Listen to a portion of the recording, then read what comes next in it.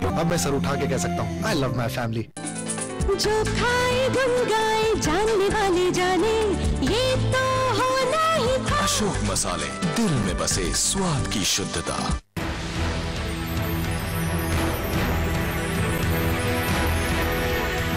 To the investors, I would say that there is a lot of turbulence happening in the market. One has to be a little cautious, not to go by the rumors, but to make very informed decisions. NSE and CNBC TV 18 present Investothon 2012 this February in Mumbai. To register, SMS INV to 51818.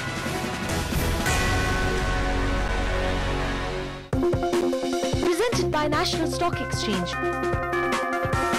Cafe partner Cafe Coffee Day. Media partner CNBC Awaaz.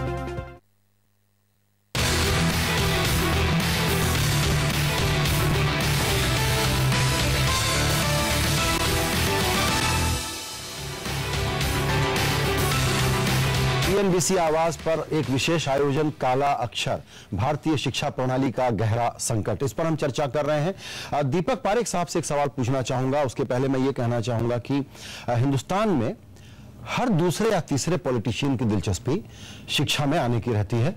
College खोलते हैं, capitation fee लेते हैं, पता नहीं क्या क्या करते हैं, लेकिन जो जेन्युइन प्राइवेट प्लेयर हैं उनके लिए यहां आ पाना बड़ा मुश्किल है। एक दो एग्जांपल आप छोड़ दें कि कहीं कोई आईएसबी है, कहीं पर कोई शिव नाडार का एक इनिशिएटिव है, तो भारत में मेन स्ट्रीम बिजनेसमैन एजुकेशन के सेक्टर में नहीं आ सकता। जैसा पार्थ ने बताया कि 30-35 लाइसेंस लगते हैं आपको एक स्कूल खोलने के लिए। पारेख साहब, मैं आपसे ये समझना चाहूंगा कि प्राइवेट प्लेयर को अगर स्कूल कॉलेज खोलने के लिए लाना हो तो कितना आसान है ये काम, कितने बड़े एंट्री बैरियर्स हैं? नहीं, राइट टू एजुकेशन और जो नया एजुकेशन का बिल आ रहा है उसमें थोड़े चेंजेस होने चाहिए। Right to education is a good bill, everyone should have a right to education, but उसमें बोलते हैं कि आप स्कूल चला सकते हो बट स्कूल में प्रॉफिट नहीं कर सकते हो। वो ट्रांसपेरेंट नहीं है। सब स्कूल में थोड़ा तो प्रॉफिट होना चाहिए। थोड़ा प्रॉफिट होगा तो रीप्लाव होगा वही ऑफिस में, वही स्कूल में, बिल्डिंग को नया बनाने का। स्कूल एडमिशन का प्रेशर बड़े शहरों में तो बहुत है। अच्छे स्कूल में एडमिशन ही नहीं मिलते हैं। 5-6 आदमी अप्लाई करेंगे, 5-6 बच्चे अप्लाई करेंगे और एक को एडमिशन मिलता है। इतनी डिमांड है बड़े बड़े शहरों में। So we need more schools, but शहर में लैंड का प्राइस इतना हाई है तो कोई नई स्कूल आती ही नहीं है। Who can afford land at these prices to build a school in Mumbai city? So we need more institutions. As I said, companies getting into education is a very good thing for the future of the country. चलिए, क्योंकि हम इस session के अब आखिर तक पहुंच रहे हैं, हम सबसे क्लोजिंग रिमार्क्स लेना चाहेंगे। अजय, मैं आपके पास आना चाहूंगी। सरकार ने अपनी तरफ से कोशिश की कि मिड डे जैसी स्कीम इंट्रोड्यूस करके बच्चों को सरकारी स्कूलों में खींचा जा सके, लेकिन वहां पर भी दिखाई दे रहा है कि गरीब लोग भी फीस चुकाकर बच्चों को प्राइवेट स्कूल भेजने के लिए राजी हैं, लेकिन खराब स्कूलों में भेजने के लिए तैयार नहीं है। यानी कि इस तरह के इनिशिएटिव्स काम नहीं कर रहे हैं। स्कूल बस अच्छा हो, यही पेरेंट्स को चाहिए। किस तरह की सोच बदलने की जरूरत है फिलहाल सरकार को अपने स्कूलों में, अपनी शिक्षा में बदलाव लाने के लिए? I think we have to recognize that we have failed. For 10 years, we have done Sarva Shiksha Abhiyan. We have put government money into public programs, and we have come out at the bottom of the world. So the first and most important point is that the education bureaucracy has failed. They have taken money and they have not delivered results. So now we have to do things in a new way. My one-line slogan is that parents love their children more than any education bureaucrat. We should put power and money in the hands of parents, not in the hands of education bureaucrats. जी,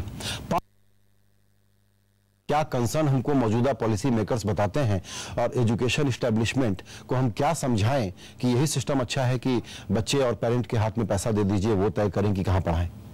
मेरे ख्याल में I think वो एक रास्ता है, वो काफ़ी try भी हम कर चुके हैं। हम भी दिल्ली में एक प्रोग्राम स्कूल वाउचर का चलाते हैं और उसमें देखा है हम लोगों ने कि जहां जिन बच्चों को वाउचर मिला है और वाउचर के माध्यम से जो निजी स्कूलों में जा रहे हैं उनकी पढ़ाई भी अच्छी हो रही है, उनका अपना भी माहौल काफ़ी चेंज हो रहा है। वो समझते हैं कि पढ़ाई से हमें भविष्य में आगे जाने का फ़ायदा मिलेगा। तो मेरा ख्याल है कि स्कूल वाउचर का जो आइडिया बताया अजय जी ने, वो एक बड़े माहौल पे उसको इम्प्लीमेंट करना चाहिए देश के अंदर।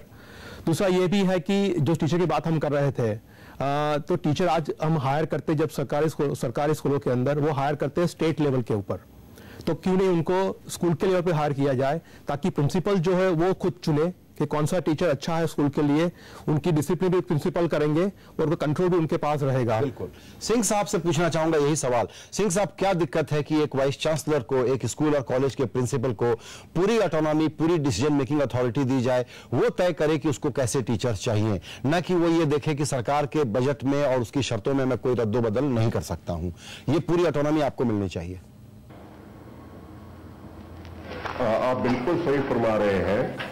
जब तक स्कूल लेवल तक ऑटोनॉमी जो है प्रिंसिपल के पास नहीं है, उसके पास ये पावर नहीं है कि वो किस तरह का टीचर वो चुनना चाहता है अपने स्कूल के लिए, अपनी सराउंडिंग्स और अपने माहौल के मुताबिक, तब तक ये सारा सुधार नहीं हो सकता। और मैं ये समझता हूँ कि राइट ऑफ एजुकेशन हमने ले लिया, पर उसके बाद में अब एक एक्शन प्लान बनना चाहिए, और वो एक्शन प्लान नेशनल लेवल पर, स्टेट लेवल पर, डिस्ट्रिक्ट लेवल पर, ब्लॉक लेवल पर और पंचायत लेवल तक उसकी पहुंच होनी चाहिए। और एक ऐसा प्लान बनना चाहिए जिसमें हम सही रूप में अपना जो राइट टू एजुकेशन है उसको हम ट्रांसलेट कर सकें।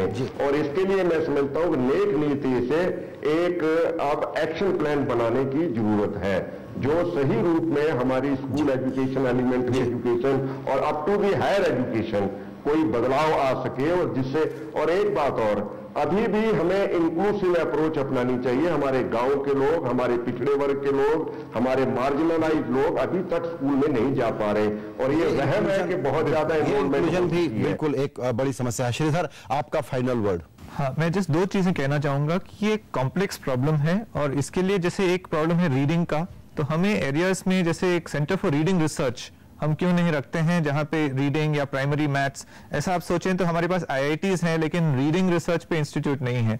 और दूसरा ऐसा ही पॉइंट कि एक जैसे हम टूरिज्म के लिए एजुकेशन कैंपेन्स करते हैं, पर दो एजुकेशन कैंपेन, एक टीचर्स के लिए और अच्छे लोगों को टीचिंग पे अट्रैक्ट करने के लिए, और पेरेंट्स के लिए कि अच्छी एजुकेशन क्या है, कि सिर्फ इंग्लिश मीडियम, सिर्फ टाइप पहनना या सिर्फ एग्जाम में मार्क्स अच्छी एजुकेशन नहीं है, बट बच्चों को द क्रिटिकल थिंकिंग ये आना चाहिए, ये इंटरनेशनल रिजल्ट्स का एक्सपीरियंस शेयर करने के लिए।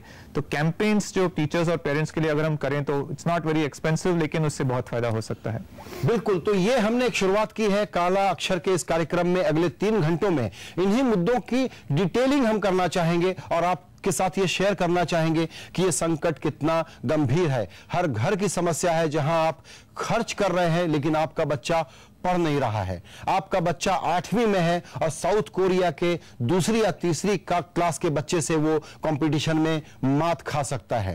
इंटरनेशनल स्टैंडर्ड जो है लर्निंग को मापने के, उसको अपनाने में हिंदुस्तान का जो संकोच है पॉलिटिकल एस्टेब्लिशमेंट का और एजुकेशन एस्टेब्लिशमेंट का, इसको तोड़ने की जरूरत है। काला अक्षर देखते रहिए लगातार, ताकि इस मुद्दे के बारे में अब आप मुखर होना और इस मुद्दे की वकालत करना शुरू कर सकें। फिलहाल यहां पर छोटा सा break.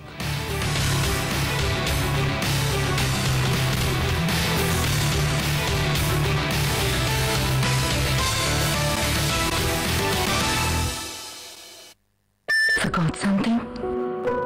You. What makes you exceptional? Your success or the way you handle it? Introducing the new city, exceptional like you. National ball painting के फाइनल मुकाबले में लकी, पप्पू और छुटकाऊ ने हिस्सा लिया। जहां लकी ने चौक मिट्टी, पप्पू ने POP, वहीं छुटकाऊ ने जेके बॉल